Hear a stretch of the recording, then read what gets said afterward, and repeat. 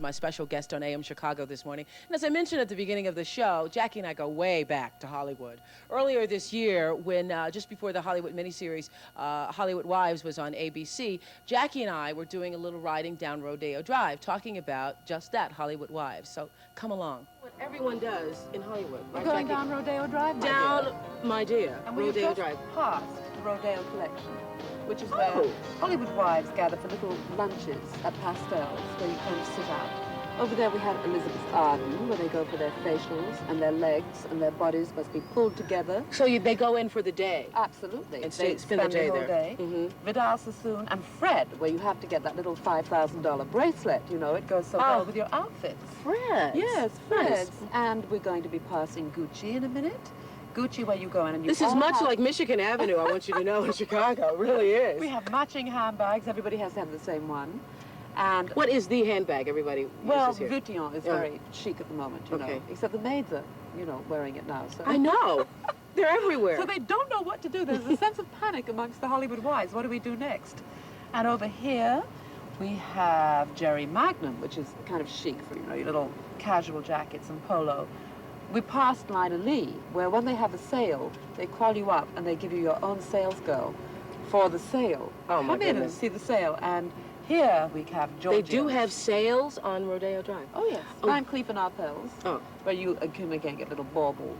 I mean, they have everything here. But as you say, Michigan Avenue is not far behind. I know. Giorgio's is the chic kind of clothing emporium. Oh, yeah, I know. Where they will go in. And my goodness, you can smell coffee. Giorgio cologne for a block in this place. We happen to be walking down the street. You know, a little relax. They'll trash their friends and they'll hang around there for a while and they'll get a little $3,000 number to wear. To wherever. What's interesting about Giorgio's, I noticed, people, there's like a bar for the men. Oh, yes. They wait for the women to shop. Yeah, while they wait to pay. Oh, okay. Because Hollywood husbands always pay. One way or the other. That's the thing about it here. You never pay yourself. No. I had one Hollywood lady, and she would say to me, darling, she said, you know, my Rolls Royce gets to the edge of Beverly Hills and automatically turns around and goes back.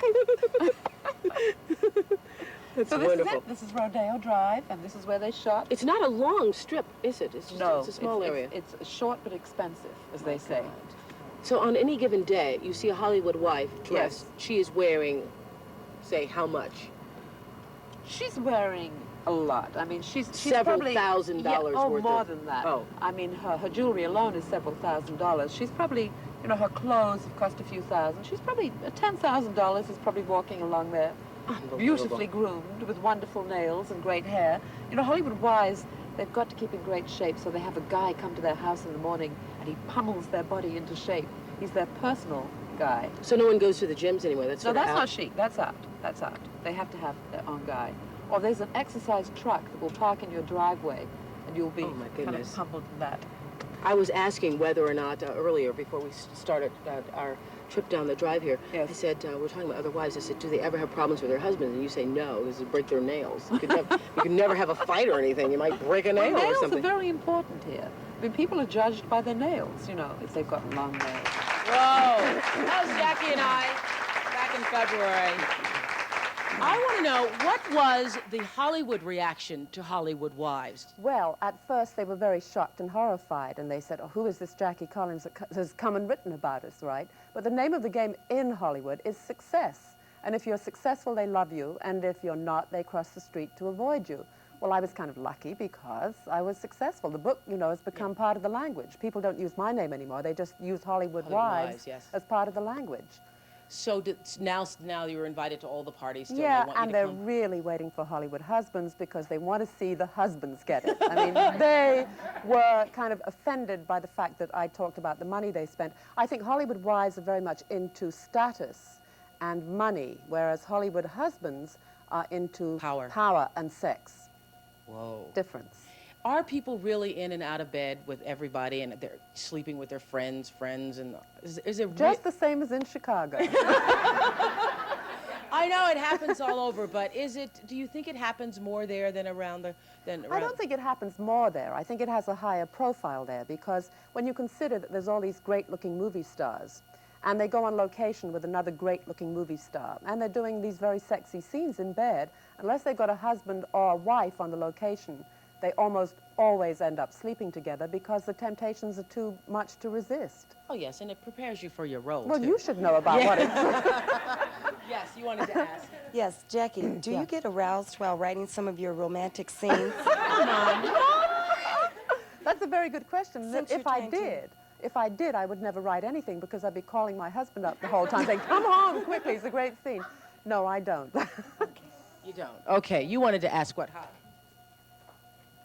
Do you see yourself as the Rona Barrett of Hollywood? Are people afraid of you now and your power? I don't think so. I think Rona Barrett deals in gossip, and I deal in fact, and I change the names to protect the not-so-innocent. Caller, your question for Jackie. Hi, you're on the air. Hi, Oprah. I'm glad you're back. Thank I you. want to say, first of all, my question is, was Jackie disappointed in her in the TV version of her book, Hollywood Wives? Because I sure was. Well, you obviously read the book, and what I found, the reaction I got was that the people who had read the book were disappointed by the miniseries, and the people who had not read the book thought it was absolutely fantastic.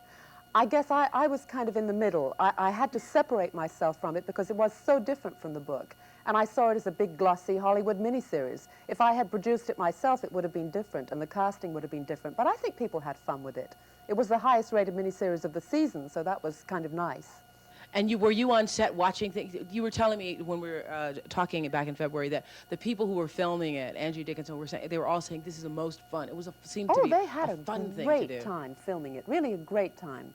Angie was fantastic. Angie would say, people would say to, have you read the book, Angie? And Angie would say, honey, I don't have to read the book. I've lived the life. Honey. Were there a lot of people asking you, of course, who was whom in real life? Oh, yes. Yeah, I know you're not going to tell. I'm so. not going to tell you. I can't tell you, you know. It's very interesting, though. One of the actors in the program was actually playing himself. Think But about it. did he know? No, of course he didn't know. So, you know, a lot of well-known actors turned down the role of Ross Conti because Ross Conti was a dangerous role because he was a fading movie star, and a lot of them identified with that, and they didn't want to play the part. Of course, Yeah. of course.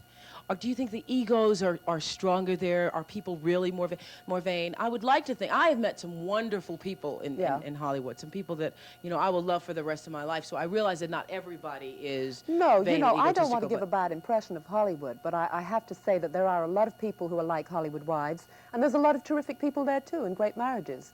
But there's a lot that goes on. Yours. I that mean, even I couldn't write about it. Yes, you've said if you told us the real truth, we'd really, America isn't ready to be so shocked. Yeah, there was a story the other day about this new discovery, and she got married to her producer, and he said, honey, he said, my fantasy is two women together. And she said, oh, no, I can never be involved in anything like that. And so he talked and talked and talked her into it until it was his birthday, and she said, well, it's a special, you know, it's your birthday. And then she ran off with the other woman. Now, who would believe it if I wrote it? Oh, my. Caller, you're on the air. Your question for Jackie. Hi. Hi. A writer writes what they know. Did you ever consider writing the real-life dirt instead of novels? Well, I do, in a novelized form. And I just changed the names because I really, if I wrote the story that I just told you just now, nobody would believe it. I mean, there's another girl who's a well-known discovery in Hollywood, and she was in one big movie, and she then proceeded to sleep her way down the ladder. And that's not easy to do. And I think that if I wrote that, people would say, oh, come on, she's gone too far this time. But you do base the stories many times on real life stories. On the truth. Can you tell us a story that you've toned down from the truth? Well, I had a book called Lovers and Gamblers. Yes. And there was a scene with this rock star, and he goes out on a motorboat with twins and has these erotic adventures with twins. And everybody said, oh, Jackie, you've gone a bit far in this one, you know, that scene. But this was really told to me by a real-life rock star, and it was triplets. So. Whoa. Oh, my. We're going to take a break and be back and talk about twins and triplets in a moment with Jackie Collins.